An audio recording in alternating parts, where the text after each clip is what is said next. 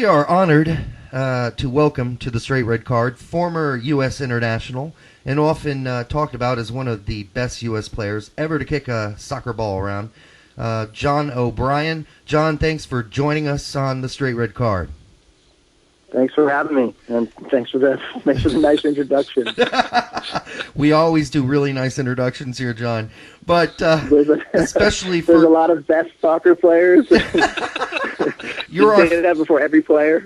Well, you're the first best one we've had, but okay. Yeah. So there's no doubt about that. So I'm going to start with this because a lot of people are wondering, what is John O'Brien up to lately out there in California? Maybe a little surfing, beach soccer still, I don't know. But they're curious. Can you give us sort of an update?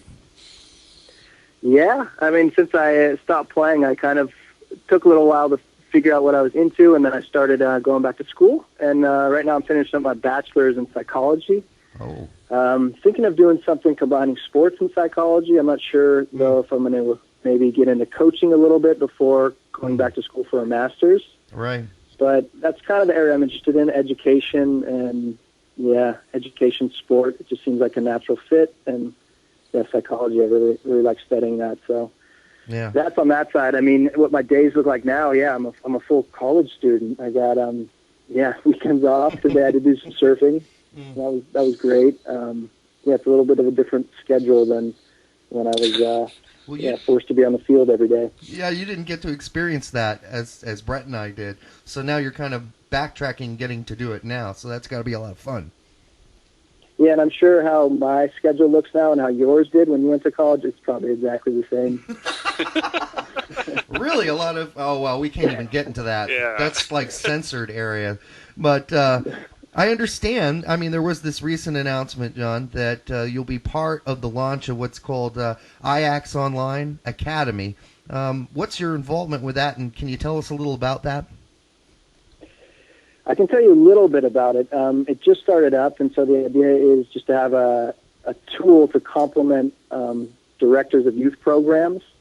It's online. It just shows a bunch of different exercises, how to perform them, and kind of organized training sessions. So it's just trying to kind of use the internet to support coaches doing their coaching, and it uses the whole Ajax training exercises and training methodology. Yeah, there was another website out there called Soccer Insider that did something similar to that, and I don't know if Ajax was part of it, but they had something similar where now it used to be a free site, but now it's a paid site where you go on there and you can watch different training sessions, different drills, and stuff like that. So, I mean, that's really cool that that's gonna happen. Yeah, hopefully, people like it and it performs a function. When I was over at Ajax, there was a lot of coaches who would come over for a period of time and kind of watch Ajax, how they trained and stuff like that. I don't know if that's. I mean, it seems like just a lot of ideas are out there about coaching now. So that might have been a time when it wasn't so known. But hopefully it still, fills a role and helps coaches out.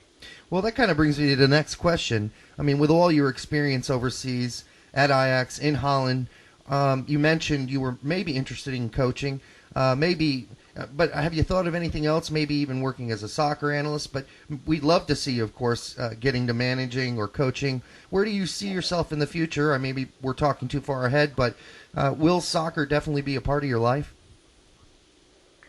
I don't know. It seems like I kind of spent a little time away from it, and then this past summer I spent some time writing for the New York Times for the World Cup, and I really enjoyed that. That was really fun to be part of such a cool tournament. Absolutely. And in a different role, analyzing it and kind of, reliving some of my memories. That was cool. So I'm not quite sure how it's going to play out for me, but I guess we'll have to see. I've also been involved with a nonprofit called Soccer Without Borders. So I'm on the board there, and I've done a little coaching with them, and that's really a great organization. So I'm sure I'll be involved with them going forward, but I'm not sure in terms of managing or whatnot. We're actually they're on my friends list as well. They're certainly doing a lot of good work. You mentioned the last World Cup. Could you kind of give us a summary, because we didn't get to read all of your stuff in the New York Times, kind of your general thought about how we did and what you'd like to see change down the road for us?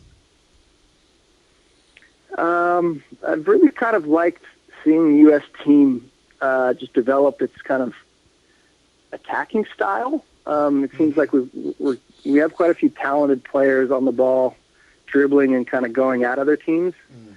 So that's really good to see, and hopefully that continues. Possession, I'm a big fan of possession. I think maybe that's just maybe my skill set, and then also living in Holland. So being able to kind of control games would be a great asset if we could learn to do that a bit better. Yeah, Jonah Freeman mentioned when he was there that the South Africans were really excited about watching the U.S. team because unlike other teams, we were attacking. We weren't sitting back. We were aggressive. We were one of the more aggressive teams at the World Cup, I thought. Yeah, that's interesting. I mean, I think there's probably a balance. I think when you get to a certain level, when you can control it real well, you're going to pass it around, not lose and try to create the best opportunity you can. And I think with the U.S. team, we kind of border on this thing where we're not great at keeping the ball for long extended periods of time against good defenses. So we end up going forward quickly, right? Which does make for exciting stuff. But there's kind of a balance. And I could see how people would kind of enjoy watching the U.S. team for that because they go forward quickly. Yeah, it's kind of a counterattack game, which you were one of the first Americans to go train with a major club in Europe. I mean, you started out trialing at age 14. That's hard for me to imagine because when I was 14, there were no European clubs over here looking at American players. How did Ajax find you in the first place? How did that all come about? How did it happen? Because it's almost like a fairy tale, really, isn't it? Yeah, it's crazy how it happened. I mean, I kind of found them, to be honest. I had a coach who knew someone, and through that connection, I managed to train with them when I was 14. And my coach kept in close contact. They thought I was too young. Thought I was a good player, but too young. So they invited me back over when I was 16 to come for like a trial to stay. So that was a lot of luck in terms of that and having a coach who could, make those connections. Yeah. The other thing about that, when you were training and learning the game there in Holland with Ajax, I mean, did it transform you technically as a player? I mean, you mentioned that kind of earlier, you kind of hinted at that, but can you tell us a little more about that? What can I say about that that's interesting? Yeah, I mean, we trained a lot more. There's just a really big emphasis on, your first touch, passing, like being able to receive the ball and turn with it, so kind of thinking a little bit ahead. So, I mean, that was kind of hammered into us with drills, and then in the competitive setting, just having very competitive teams that we were playing against or practicing with. Our own team was very competitive, so that just kind of forced you to be a little bit more careful every time you got the ball.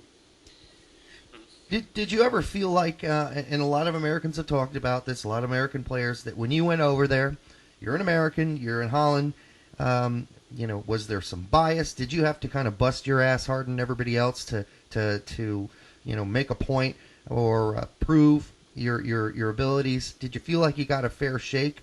I mean, did they care that you were an American or not? I mean, were you looked at as kind of a freak of nature or something? Yeah, they were welcoming in that regard. It was a little bit freakish, like, oh, American soccer player, and then definitely in the youth, I got like, why would you leave California for like cold Amsterdam? They didn't understand that move. But it actually sometimes it even worked to my benefit. I think, within sports, America has had a good reputation. As kind of like having that fighting spirit and stuff. I guess it can also have an arrogant reputation too at times, sure. But in that time, it had a very, very positive connotation that I think helped me. And no, I didn't see much. It wasn't tougher because of it.